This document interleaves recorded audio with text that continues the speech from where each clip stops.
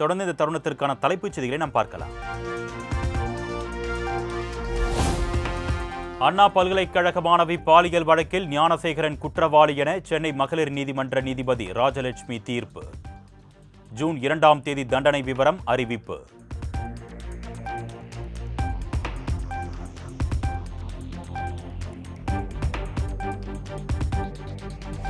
அண்ணா பல்கலைக்கழக பாலியல் வன்கொடுமை வழக்கில் குற்றவாளி ஞானசேகரனுக்கு ஜூன் 2ஆம் தேதி வரை நீதிமன்ற காவல் நீட்டிப்பு. சென்னை மகளிர் நீதிமன்ற நீதிபதி ராஜலட்சுமி உத்தரவு.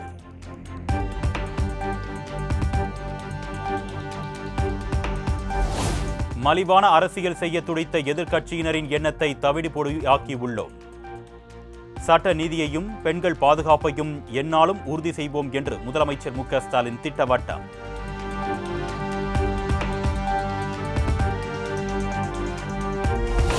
முதற்கட்ட விசாரணை முடிவடைவதற்குள் ஞானசேகரனை தவிர வேறு யாரும் குற்றவாளி இல்லை என காவல்துறை ஏன் தெரிவிக்க வேண்டும்? யாரை காப்பாற்ற இந்த வேகம் என எதிர்க்கட்சித் தலைவர் எடப்பாடி பழனிசாமி அறிக்கை.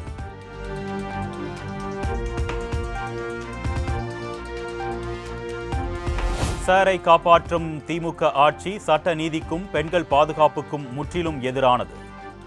கொஞ்சமும் கூச்சமின்றி நீதிமன்ற நடவடிக்கைக்கும் திமுக அரசு ஸ்டிக்கர் ஒட்டிக் கொண்டிருப்பதாக எதிர்க்கட்சித் தலைவர் எடப்பாடி பழனிசாமி சாடல்.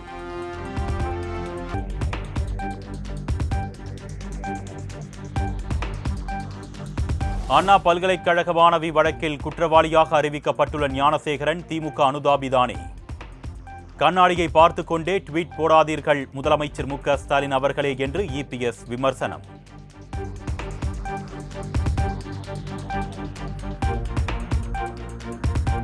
திமுக சார்பில் மாநிலங்களவை தேர்தலில் போட்டியிடும் வேட்பாளர்களை அறிவித்தார் முதலமைச்சர் மு.க. ஸ்டாலின்.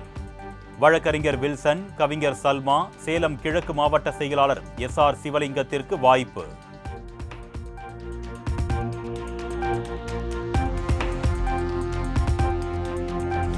திமுக கூட்டணியில் மக்கள் நீதி மய்யத்திற்கு ஒரு மாநிலங்களவை சீட் ஒதுக்கீடு.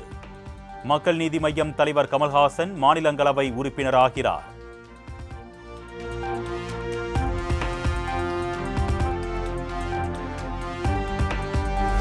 இந்திய அரசியலமைப்பை பாதுகாக்க கமலின் குரல் மாநிலங்களவையில் ஓங்கி ஒலிக்கப் போவதை எண்ணி மகிழ்கிறோம்.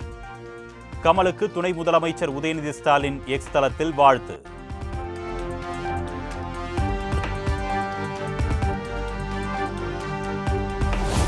திமுக கூட்டணியில் தற்பொழுது மாநிலங்களவை உறுப்பினராக உள்ள வைகோவுக்கு மீண்டும் வாய்ப்பு வழங்கப்படவில்லை. திமுக தலைமையிடம் மீண்டும் வாய்ப்பு வழங்க வேண்டும் என்று கோரிக்கை வைத்த நிலையில் மறுப்பு.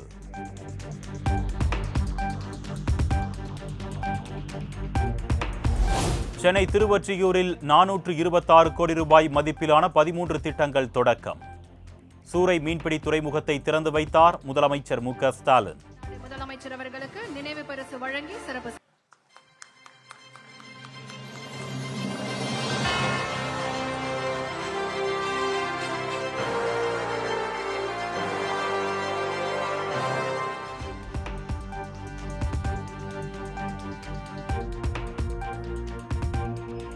தமிழக மீனவர் பிரச்சினையை தீர்க்க தொடர்ந்து நடவடிக்கை எடுக்கப்பட்டு வருகிறது. இலங்கை கடற்படையினரால் கைது செய்யப்பட்ட மீனவர்களை விடுவிக்க கோரி 76 முறை கடிதம் எழுதியிருப்பதாக முதலமைச்சர் மு.க. ஸ்டாலின் பேச்சு.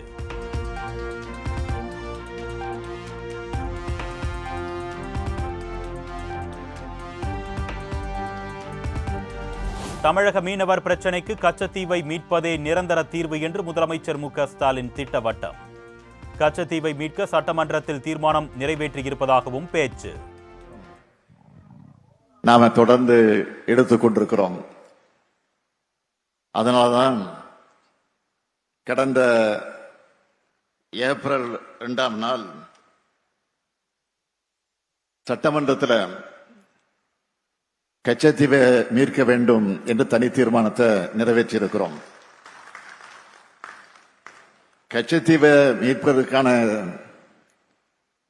தமிழ்நாட்டோட மீனவர்களுடைய இன்னல்களுக்கு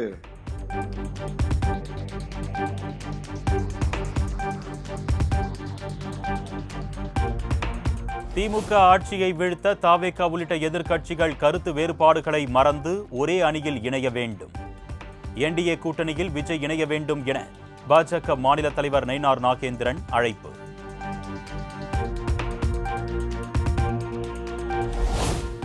பாஜகவும் அதிமுகவும் ஆளுக்கு ஒரு திசையில் பயணிப்பதை நயினார் நாகேந்திரன் ஒப்புக்கொண்டு விட்டார் என்று திருமாவளவன் விமர்சனம். அதிமுக பாஜக கூட்டணியில் பிணைப்பு இல்லை என்றும் பேட்டி.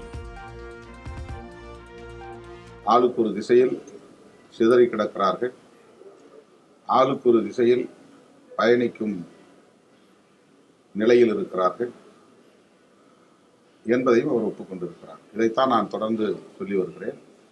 திமுக தலைமையிலான கூட்டணி மட்டும்தான் தமிழ்நாட்டில் ஒரு கூட்டணி வடிவத்தை பெற்றிருக்கிறது, வலுவாகவும் தொடர்ந்து இயங்குகிறது. அதிமுகவும் பாஜகவும் கூட்டணி அமைத்திருப்பதாக சொன்னாலும் அவர்களுக்கிடையிலே இன்னும் ஒரு பிணைப்பு ஏற்படவில்லை.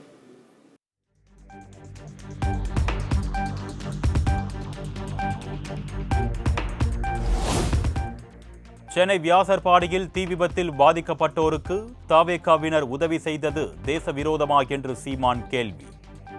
அரசு பேருந்தில் தமிழ்நாடு என்ற வார்த்தை நீக்கப்பட்டது ஏன் என்றும் வினா. அவங்களுக்கு உரிய மருத்துவத்தை கொடுக்க செய்வதும் அதெல்லாம் யாருடைய பொறுப்பு? அது ஒரு அரசியல் இயக்கம் போய் செய்யும்போது ஆர்வப்பட்டு அந்த தமிழக வெற்றி கழகத்தினுடைய நிர்வாகிகள் பெண் பிள்ளைகள் போய் உதவும் போது அதை தடுத்து அதை விதித்து வயிற்றுல மிதிக்கிற அளவுக்கு அது என்ன பெரிய குற்றம் ஆயிடுச்சா? அது தேச துரோக குற்றமா?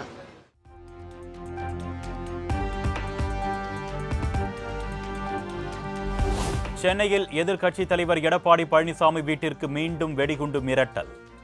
நீண்ட நேர சோதனைக்கு பின் வெடிகுண்டு மிரட்டல் புரளி என தெரிய வந்ததாக போலீசார் தகவல்.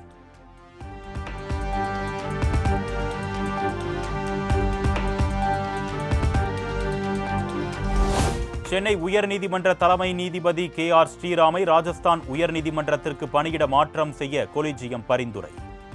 ராஜஸ்தான் உயர்நீதிமன்ற தலைமை நீதிபதி மணிந்திர மோகன் ஸ்ரீவத்சவா சென்னை உயர்நீதிமன்ற தலைமை நீதிபதியாக பணியிட மாற்றம்.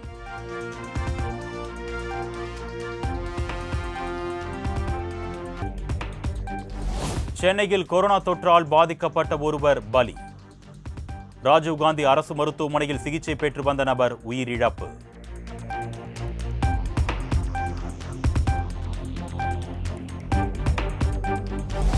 சென்னை மெரினா கடற்கரையில் அமைய உள்ள ரோப்கார் திட்டத்திற்கு சாத்தியக்கூறு அறிக்கை தயாராகிறது. மாநகராட்சி கூட்டத்தில் கவுன்சிலர் எழுப்பிய கேள்விக்கு அறிக்கை கிடைத்த பின்னர் அடுத்த கட்ட பணிகள் தொடங்கும் என்று மேயர் பிரியா பதில்.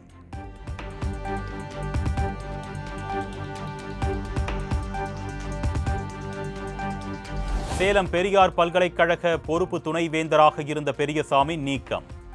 துணைவேந்தர் பொறுப்புகளை கவனிக்க 3 பேர் கொண்ட நிர்வாக குழுவை அமைத்து தமிழ்நாடு அரசு உத்தரவு.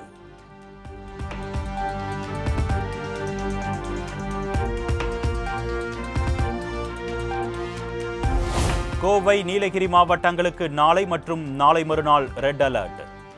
தேனி, தென்காசி, திருநெல்வேலி மாவட்டங்களில் மிக கனமழைக்கு வாய்ப்பு இருப்பதாகவும் வானிலை ஆய்வு மையம் கணிப்பு.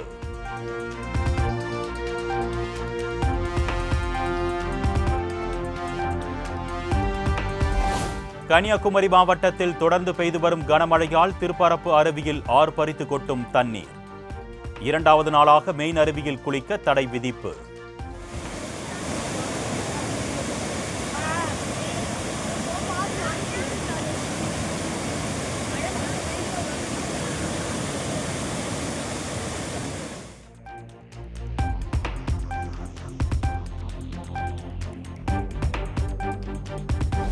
திருத்தணி முருகன் கோவிலில் தங்கத்தேர் இழுத்தபோது வருங்கால முதலமைச்சர் எடப்பாடி பழனிசாமி என முழக்கமிட்ட அதிமுகவினர்.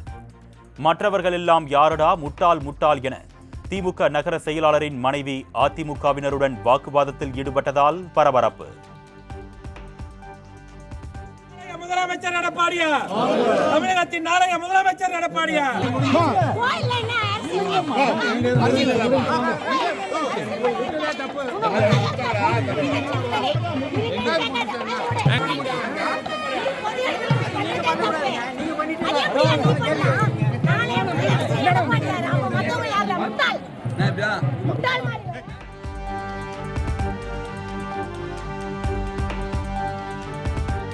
உங்கள் ஊரில் உங்களை தேடி திட்டத்தின் கீழ் திருத்தணி அரசு பள்ளியில் மாவட்ட ஆட்சியர் பிரதாப் ஆய்வு. பொதுத் தேர்வில் தேர்ச்சி விகிதம் குறைந்தது ஏன் என ஆசிரியர்களுக்கு சரமாரி கேள்வி.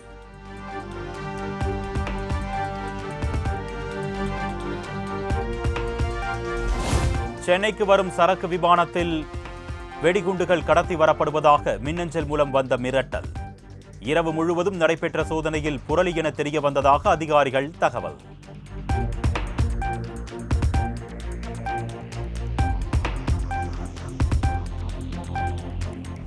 மதுரை வாடிப்பட்டி அருகே கோவில் திருவிழா நிறுத்தப்பட்டதற்கு எதிராக வட்டாட்சியர் அலுவலகத்தை முற்றுகையிட்ட மக்கள். திருவிழாவை நடத்த உடனடியாக அனுமதி வழங்க வேண்டும் என்றும் கோரிக்கை.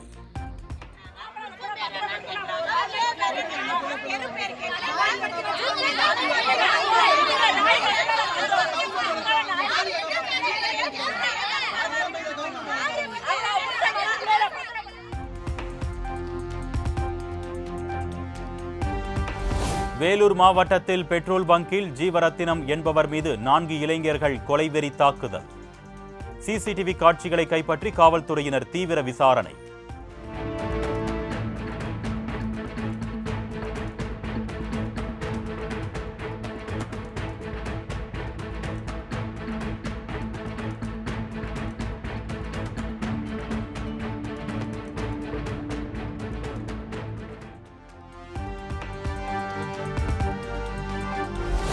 விருதுநகர் திருச்சுழி அருகே நெல்லிக்குளத்தில் பொங்கல் திருவிழாவை முன்னிட்டு நடைபெற்ற ஜல்லிக்கட்டு போட்டி. வாடிவாசலில் இருந்து சீறி பாய்ந்த காளைகளை தீரத்துடன் அடக்கி பரிசுகளை குவித்த காளையர்கள்.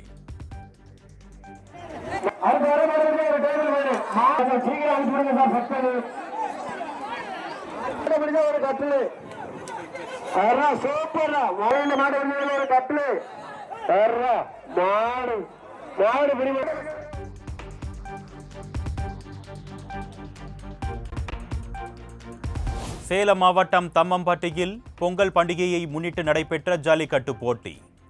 வாடிவாசலில் இருந்து சீறி பாய்ந்த காளைகளை தீரத்துடன் அடக்கி பரிசுகளை குவித்த காளையர்கள்.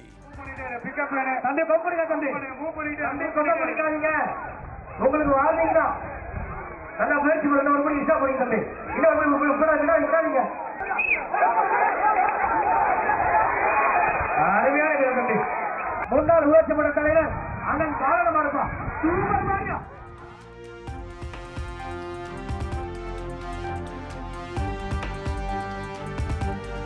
விருதுநகர் மறையூர் கிராமத்தில் ஆண்கள் மட்டுமே கலந்து கொள்ளும் ஸ்ரீ மாசானம் சுவாமி கோவில் வைகாசி பொங்கல் திருவிழா. சுட சுட கறி விருந்து சமைத்து நீண்ட வரிசையில் அமர்ந்து சாப்பிட்ட பக்தர்கள்.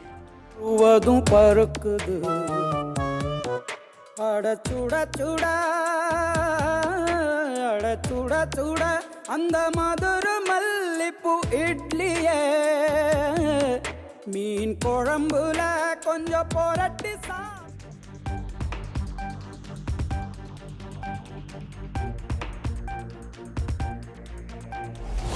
பெங்களூருவில் கமல்ஹாசன் நடித்துள்ள தக் லைஃப் படத்தின் பேனரை கிழித்து அகற்றிய கன்னட அமைப்பினர். தக் லைஃப் படத்தின் இசை வெளியீட்டின் போது தமிழில் இருந்து உருவானது கன்னடம் என கமல் பேசியதால் ஆவேசம். நிஜமா சொல்றாரா இல்ல சும்மா சொல்றாரு? ஆனா ஒவ்வொரு வாட்டி பார்க்கும்போது இன்னொருத்தரை கூப்பிட்டு சொல்லுவாரு. என்னுடைய ராஜபார்வை படத்துக்கு முதல்ல வந்து கிளாப் எல்லாம் காட்டி ஆரம்பிச்சு வச்சது மட்டும் இல்ல, புஷ்பக் படம் நாங்க பெங்களூர்ல எடுக்கும்போது அதுக்கும் அவர் தான் கிளாப் கொடுத்து ஆரம்பிச்சு வச்சாரு. இது அந்த ஊரில் இருக்கும் என் குடும்பம், அதனாலதான் அவர் இங்க வந்திருக்காரு. அதனாலதான் நான் பேச்சை ஆரம்பிக்கும் பொழுது நான் உயிரே உறவே தமிழே என்று ஆரம்பித்தேன். அதுல தமிழிலிருந்து பிறந்தது தான் உங்கள் பாஷையும், அதனால நீங்களும் அதில் உட்படுவீர்கள்.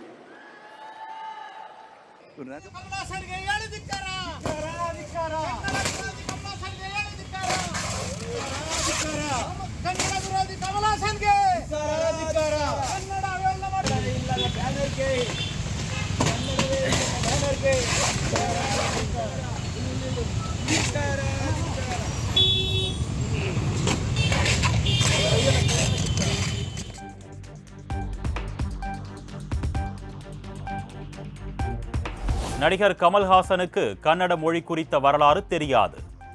தமிழில் இருந்து பிறந்ததுதான் கன்னடம் என கமல் பேசியிருந்த நிலையில் கர்நாடக முதலமைச்சர் சித்தராமையா கண்டனம்.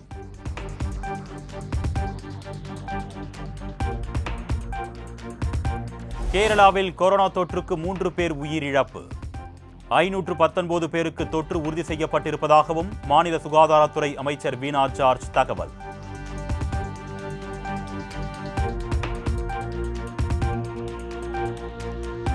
பாடகி சுசித்ரா மீது நடவடிக்கை எடுக்க கோரி ஆர்த்தி ரவியின் தந்தை புகார். ஆர்த்தி குறித்து சமூக வலைதளங்களில் அவதூறு பரப்புவதாக குற்றச்சாட்டு.